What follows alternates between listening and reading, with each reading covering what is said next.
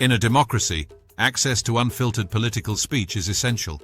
That's why we document what politicians say, fully, clearly, and without manipulation. Subscribe to our channel for authentic political content. Because understanding starts with listening. Secretary of State Helen Whately. Thank you, Mr. Speaker, and I thank the Right Honourable Lady for advance sight of her statement. This is a government in chaos. Open rebellion from their own backbenches, unfunded U-turns costing billions, and welfare plans that are not worth the paper they are written on. Their latest idea is a two-tier welfare system to trap people in a lifetime of benefits and deny them the dignity of work while leaving the taxpayer to pick up the ever-growing bill. Mr. Speaker, it is a long-held Conservative belief that those who can work should work. Work provides security and purpose. That's why we launched universal credit, simplifying complex benefits and ensuring that work always paid. And it works. During the decade up to the pandemic, we got the number of people on benefits and the benefits bill itself down. 800 jobs were created for every day that we were in office, giving millions of people the dignity and security that work brings. But then, during the pandemic, we saw something new. The health and disability bit of our benefit system started to break. The bill is forecast to hit £100 billion by 2030. One in every £4 of income tax will be spent on health and disability benefits, more than the entire defence budget. This is not fair for the taxpayer, not fair for people who are written off, and certainly not sustainable for the country. Yet, despite Labour having 14 years in opposition and now a year in government, they still don't have a plan to bring down the welfare bill or get people into work. What we now have before us is a rushed and chaotic compromise. It is not reform in any sense of the word. It is woefully unambitious about savings, conspicuously lacks compassion, and achieves no meaningful change of a system we all know is broken.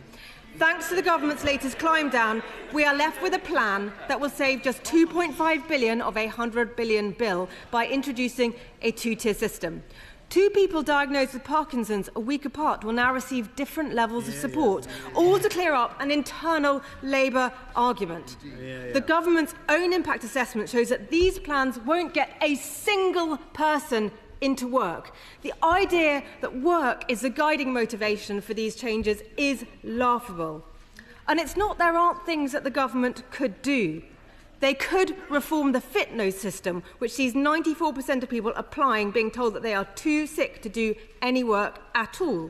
They could say today that they would make all sickness benefit assessments face-to-face.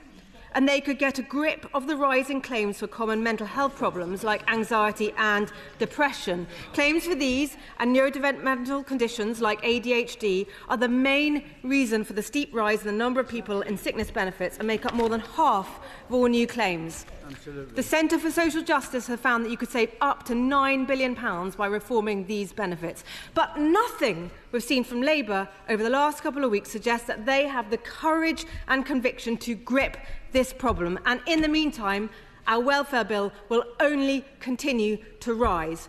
Mr. Speaker, we agree on the need for reform and have set out under what conditions we would support the government. First, the welfare budget must come down.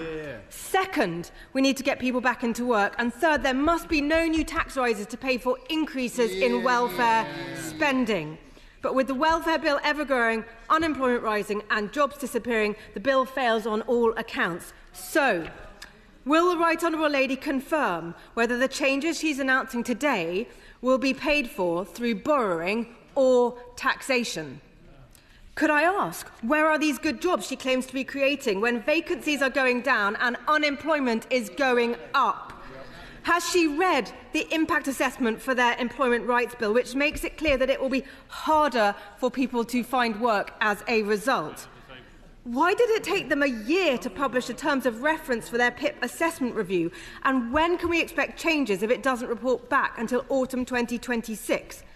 Could I try one more time to ask what the difference is between her right to try guarantee and our chance to work guarantee? And finally, Mr. Speaker, is this it? Aren't there any more savings? Aren't they going to get any more people into work? Is this the extent of their ambition for reforming the welfare system during their time in office? In 5 years' time, is this going to be her legacy? Thanks for watching. If you want to keep up with what's really being said in politics, make sure to subscribe and turn on notifications. We bring